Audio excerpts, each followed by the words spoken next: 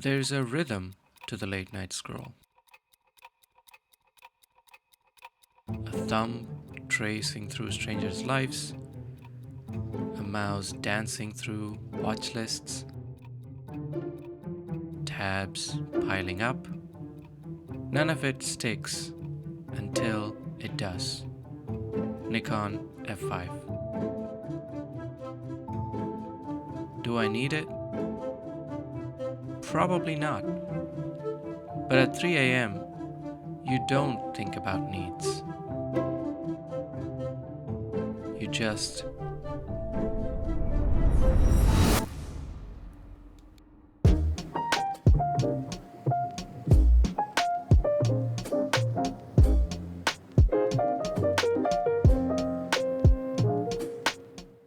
Hey, welcome back to my channel. I hope you're doing well. If you're new here, my name is Sathya and I make videos about photography, filmmaking, and creative journey.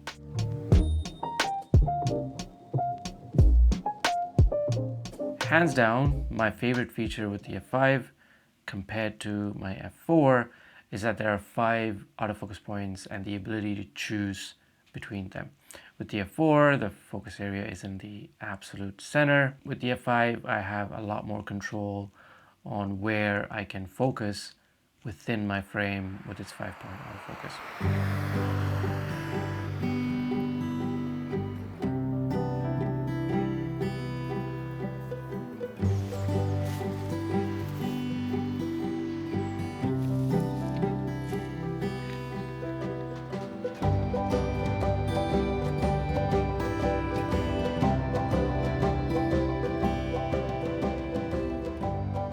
The autofocus is sometimes noticeably faster compared to my F4 and locks on to the subject quickly. And that, combined with a much faster motor drive, lets you shoot up to 8 frames per second. And I know what you're thinking, considering the cost of a roll, developing and scanning, that's about 4 or 5 pounds a second. You're not wrong, and that's probably all I'm going to say about that.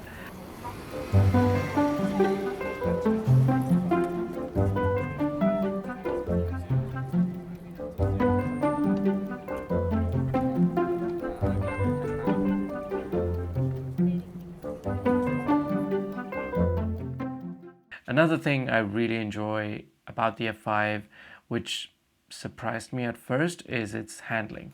We are fully in DSLR territory with the F5, and some of the charm that the F4 has with its knobs and levers and dials are mostly gone, and we have 2 command dials, which is used to change most settings while pressing relevant buttons.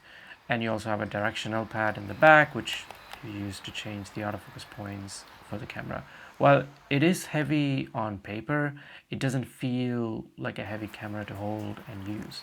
It feels pretty solid in my hands, and even for single-handed use for a short amount of time. But like I said, I really enjoy using this thing, which I was not expecting at all, considering the form factor, and all the button placements and the way to use them feel quite intuitive and fairly close to modern digital cameras. So all positives for me.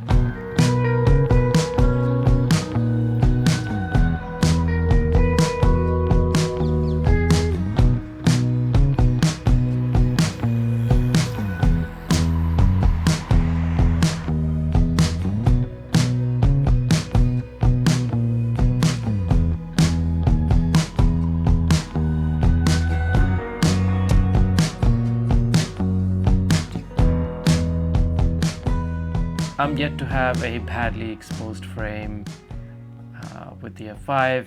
With this camera, Nikon introduced their 3D color matrix metering, which takes into account the colors in your frame and the distance of your subject from the camera. And considering the colors is particularly useful, according to Nikon, when you're shooting tungsten or fluorescent lighting and scenes where yellow, green, or blue colors are dominating.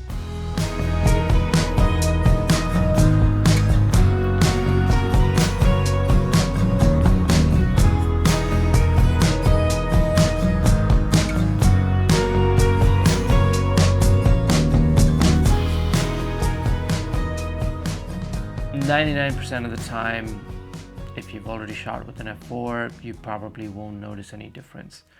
Like my f4 had hardly ever failed me with its metering. Nonetheless, it's really cool that Nikon took what was already really good from the f4 and made it even better, and that's almost 30 years ago. So yeah, good stuff. It of course also has center weighted and spot metering in addition to the 3D color matrix metering.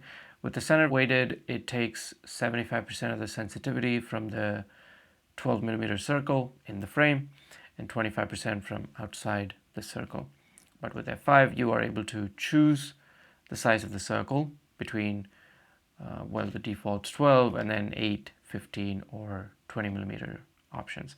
This was a world's first, and you can also choose it to be a simple average meter while you're using the center weighted option. Spot metering, fairly straightforward, except this camera has 5 autofocus spots, so you can spot meter on any one of those 5 points. Yeah, I remember getting one now.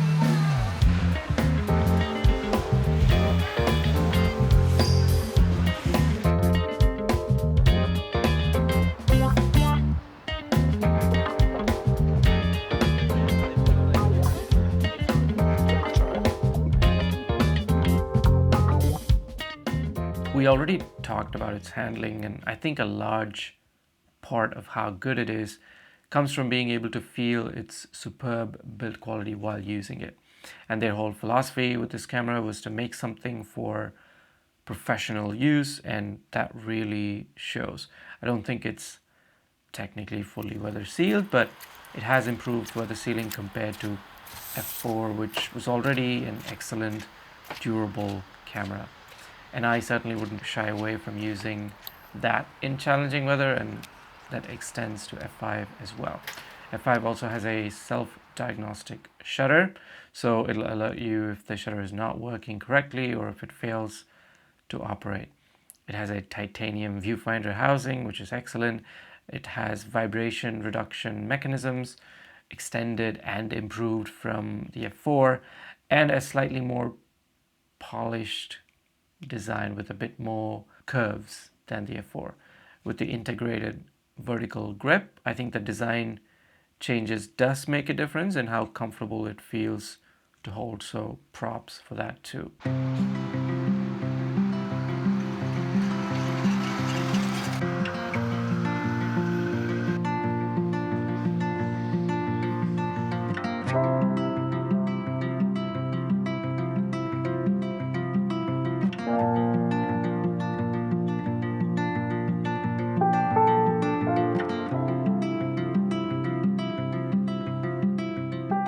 It's a versatile camera with great modularity when it comes to interchangeable viewfinders, screens and backs, depending on what you need.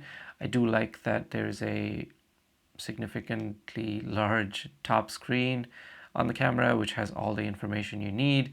I like that the custom functions are now internal to the camera, unlike f4, which needed you to buy a specific back, which increased the bulkiness and made the camera quite a bit imbalanced. I will put a link down in the description that explains all the custom functions you get with the f5. It is quite a long list. f5 has a better battery indicator on the top screen compared to f4, and the integrated vertical grip. It was weird at first as like the form factor itself, but it makes sense when you think about the design philosophy of Nikon when they made it and the user base they had it in their mind when they made it. And it's an exceptionally well-balanced camera for its form factor. It's compatible with newer G-type lenses that doesn't have aperture rings, and the autofocus is a bit more reliable and more useful than the f4. I have not mentioned anything about flash, similar to my f4 video, because I don't use flash all that much, but from what I can gather, it has better fill flash capabilities when it comes to metering, and the flash sync speed is slightly higher than the f4. And now the sun is on the hood, then the wilderness is just. It's all I have to trust. I've been waiting for so long. The kettle waits and won't, or the furnace full of wood. I've been waiting for so long.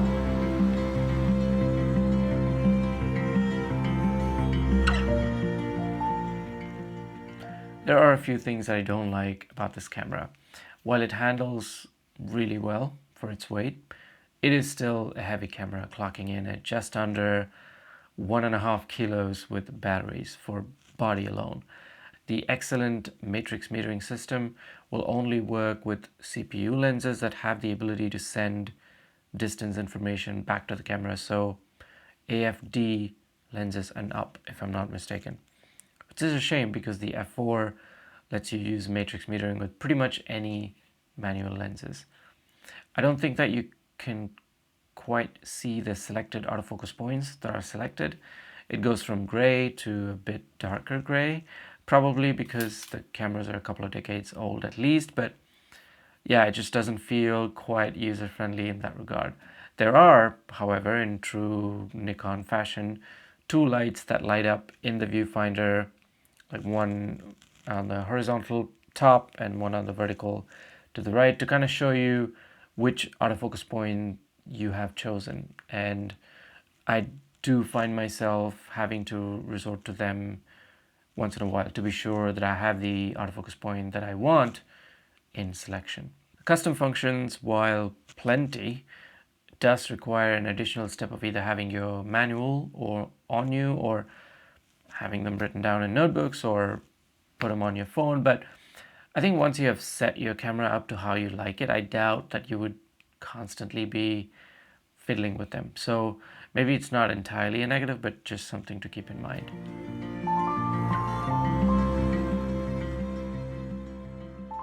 If you shoot film and if you don't care about its larger form factor or its DSLR-esque handling, and if you won't miss like classic film cameras, tactile mechanical operation, then it's quite hard to beat the F5 in value. I mean, if you get one in good condition, you probably won't need another camera for a very, very long time. Yeah. If you want a fully detailed overview of the camera, let me know in the comments. I'll put something together.